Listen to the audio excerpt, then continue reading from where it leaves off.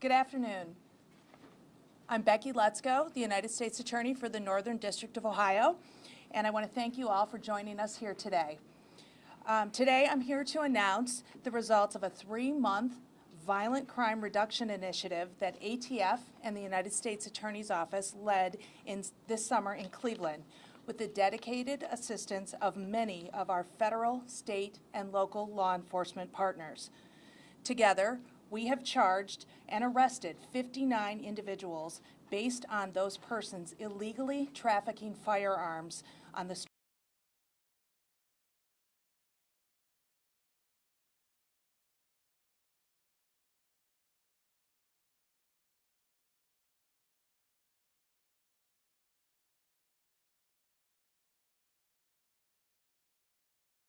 In particular, I want to thank and recognize ATF Director Stephen Dettelbach, whose agents led this initiative, U.S. Marshal Pete Elliott, whose deputies were instrumental in the arrests of this initiative, and Cleveland Mayor Justin Bibb, who will address some of Cleveland's additional violence prevention efforts.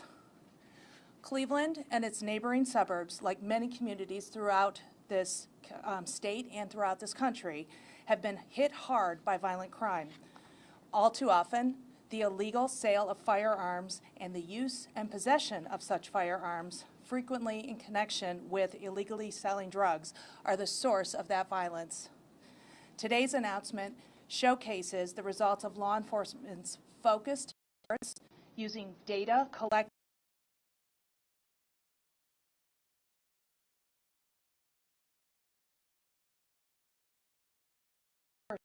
to individuals.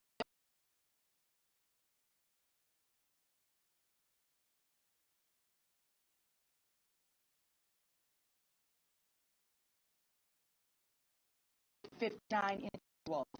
They were engaged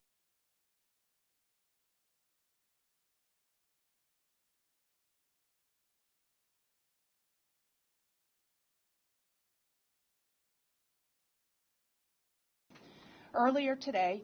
Indictments and complaints were unsealed in federal court. They detail a lengthy investigation focused on reducing firearms-related crimes in several different areas of Cleveland. This violent crime initiative was very carefully planned. As you will hear more from my colleague, ATF Director Dettelbach, law enforcement studied crime trends throughout the city and carefully allocated resources based on data and areas with gun crime violence to identify and disrupt illegal firearms trafficking. Of the more than 240 firearms that law enforcement seized as part of this initiative, the vast majority of those, 203 firearms, were obtained by law enforcement purchasing these firearms from illegal sellers. Director Dettelbach will discuss in more detail NIBIN, which is the National Integrated Ballistics Information Network, which is a law enforcement tool that law enforcement uses relating to firearms, shell casings, and other ballistic informations to provide timely connections among crimes. That was an integral piece of this initiative. But the important takeaway here is this. NIBIN data shows that a significant number of the firearms that law enforcement purchased from illegal sellers in this investigation are connected to violent criminal activity, including homicides and felonious assaults that took place in Cleveland and surrounding northeast suburbs in 2022 and 2023. The purchased firearms also include 17 ghost guns, which are unserialized and untraceable firearms that are typically assembled at home. They also included 28 machine gun conversion devices, sometimes called a switch or switches. Those are devices that enable firearms to fire in fully automatic mode. You can find many more details about the operation and the facts in the complaints and indictments that are filed in federal court. My office is prosecuting the majority of these cases here in United States District Court, and those federal charges range from conspiracies and substantive charges involving the engaging in businesses or the business of dealing firearms without a federal firearms license, to engaging in the business of importing, manufacturing, or dealing in firearms without federal firearms licenses, and otherwise illegally trafficking firearms, as well as possessing firearms in furtherance of drug trafficking crimes and drug trafficking. The Cuyahoga County Prosecutor's Office has brought state charges in several additional cases, and I want to thank that office for partnering with us in that effort. I do want to take a moment to highlight a few of the federal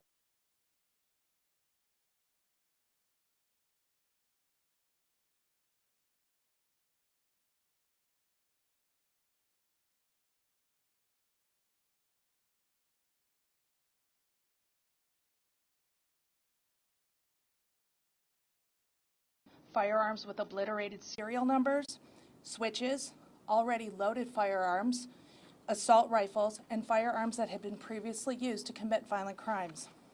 Sometimes these individuals sold controlled substances at the same time they were selling firearms to the law enforcement team working on this matter.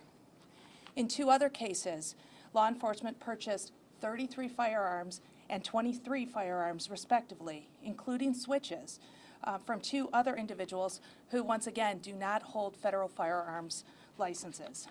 Many of these sales took place in public, in parking lots of businesses, during business hours, or in recreational areas, while nearby, uninvolved, law-abiding citizens were engaging in their day-to-day errands and or engaging in recreational activities.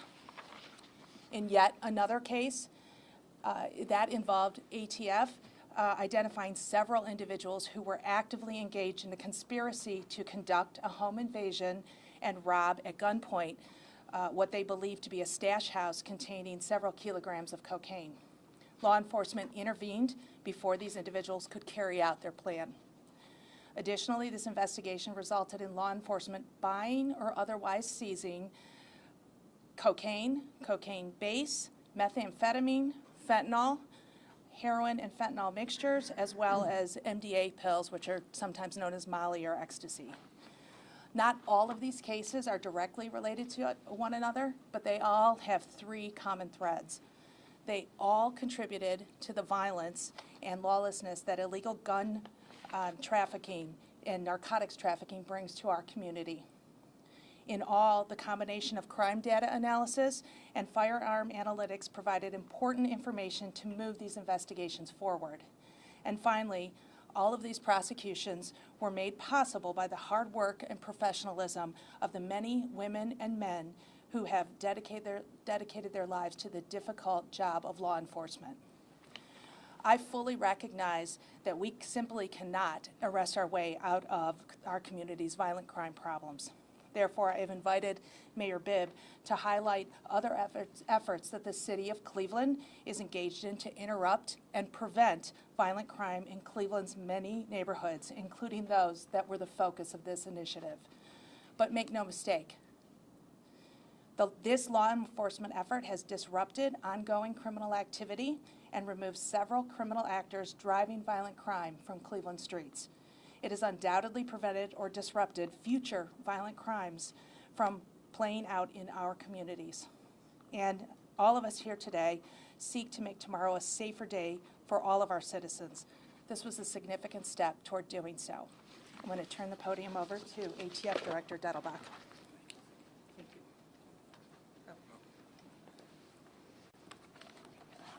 Sorry about that. Yeah, Not used to where I'm standing, you know. It's really, really great to be here at, I'll just go off script, the best U.S. Attorney's Office in the United States. Certainly now improved.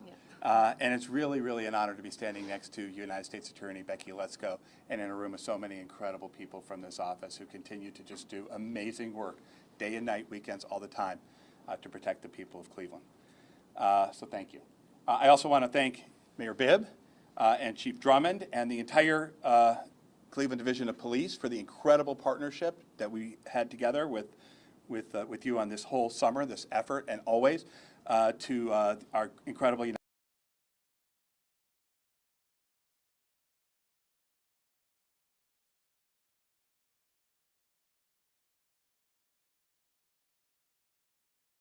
of our state, local, and federal partners who worked on this: DEA, FBI, HSI, BCI, Adult Patrol Authority, CBP Air and Marine, Ohio State Police, Cuyahoga County Sheriff's Office, OIU, really just an incredible group of people. And I also want to just take 1 second as a point of personal pride to recognize the men and women of ATF. Everybody in this office around the country who came to Cleveland this summer to help this NIBIN Enhanced Enforced Initiative work. Our SAC, Daryl McCormick, our acting ASAC, John Smirglia, our RAC, Mike Jaszewski, and the entire team, many of whom are here, and many of whom continue to work on this, because the numbers that the U.S. Attorney's Office gave you are the current numbers. This is an ongoing effort, of course. So this is extremely dangerous work. I think that's the first thing I want to say about law enforcement in this case. From agents, from the police officers here, but every single day, despite the dangers that they face, because these are very dangerous people we're talking about, without hesitation, they face that danger here in Cleveland. They ran toward the gunfire in order to make sure that they could have an effect on violent crime in the city of Cleveland. These charges and arrests are the result of a tremendous team effort that has actually been going on behind the scenes, as it had to be, not just this summer, but even before the summer.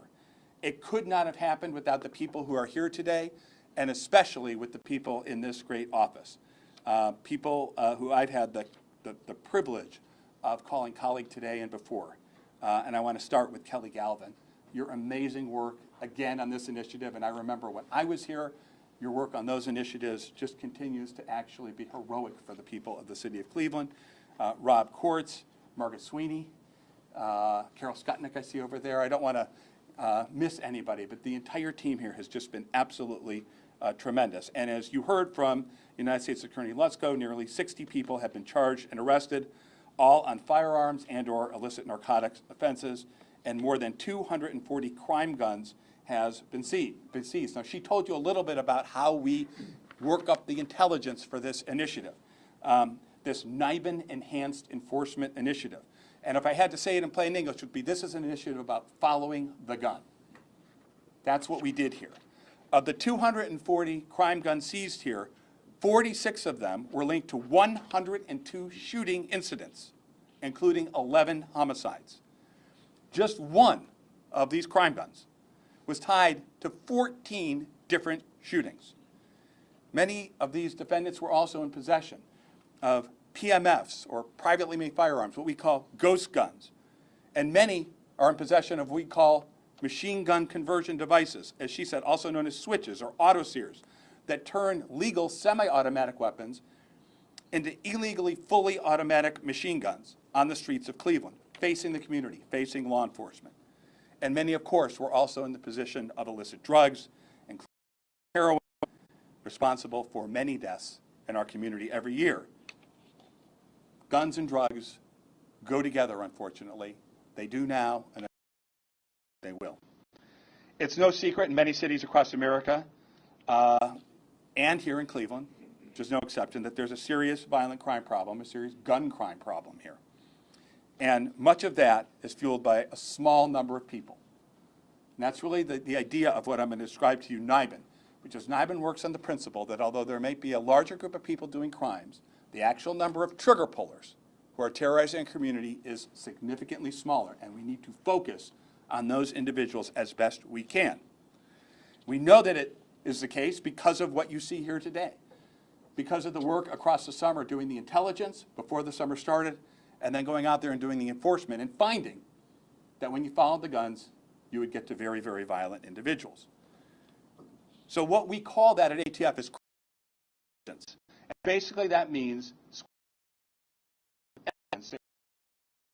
crime and what comes out the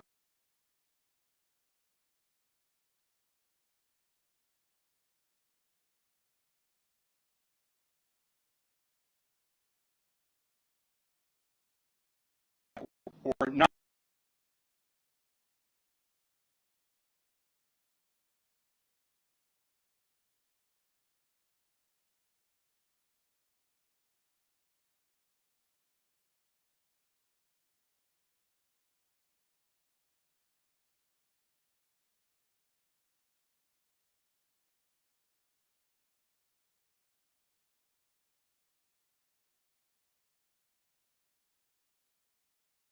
Office in Cleveland, you actually know what they've done, but you prevent those people again. It allows you to come to another shooting that might have happened down the street or even across the street. That's what's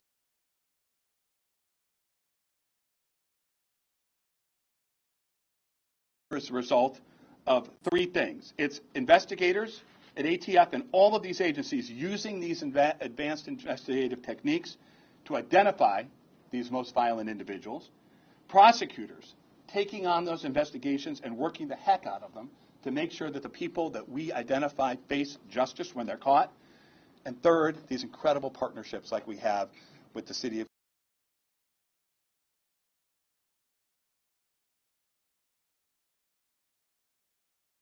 two messages. First, to the good people of Cleveland, which is my home, even though I work all over now, we're not done. Not by a long shot. ATF and everybody here is going to continue to stand with you and to make sure that we protect and respect the rights of peaceful, law-abiding Clevelanders, their rights to live in peace and free from harm, without having to worry about a hail of gunfire when they're doing things that every person has a right to expect that they can do without fearing for their lives. Going to a park, going to a movie, going to church, going to a rock concert, just being out for the first nice day of summer. Their right is to make sure they can do those things.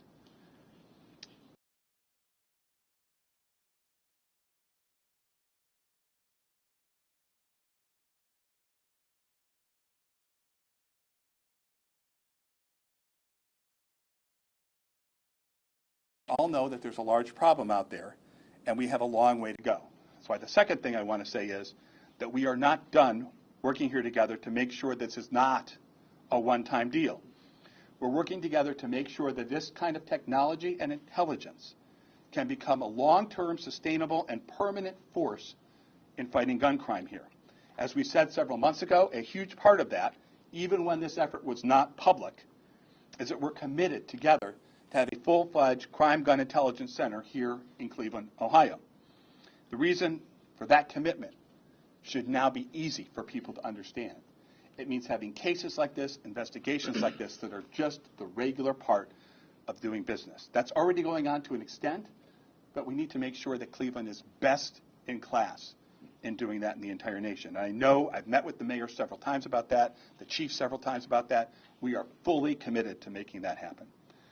And next, the final message to the folks that are out there doing violent crime, make no mistake. You're out there, we're going to find you, we're going to catch you, and we're going to hold you accountable under the law. That's what we do in law enforcement. That's what these incredible people do every day. So thanks, and I'd like to turn the podium over to Mayor Bibb. Thank you. I think Pete's next, right? No, okay. Make sure I follow protocol. My thing said.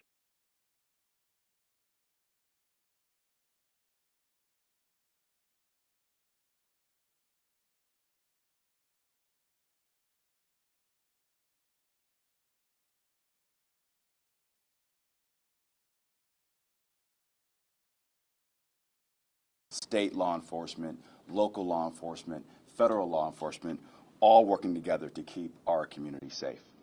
The success announced today is yet another display of that collaboration, of how government agencies coming together can get guns off our streets and arrest those that have been putting those guns into our neighborhoods.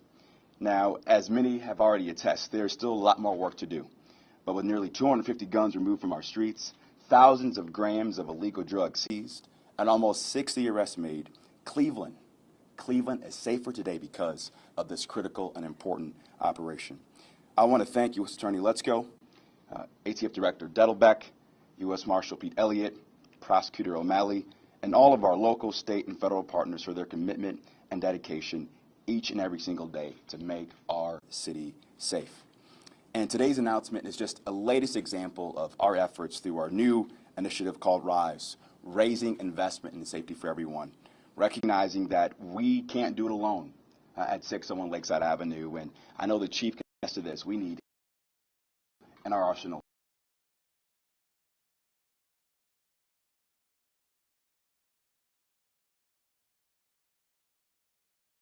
Wanted for aggravated murder,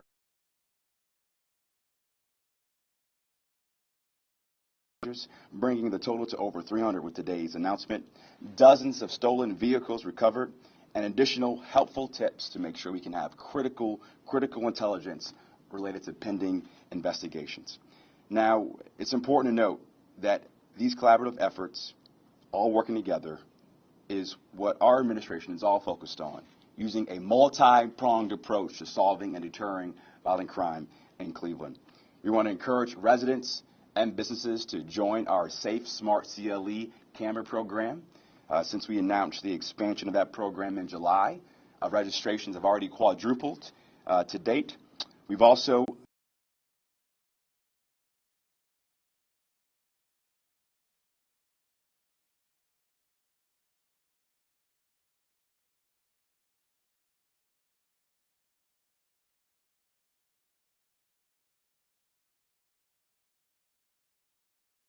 a fast-track program for new college graduates and those with military experience to join the ranks of the Division of Police. And over the next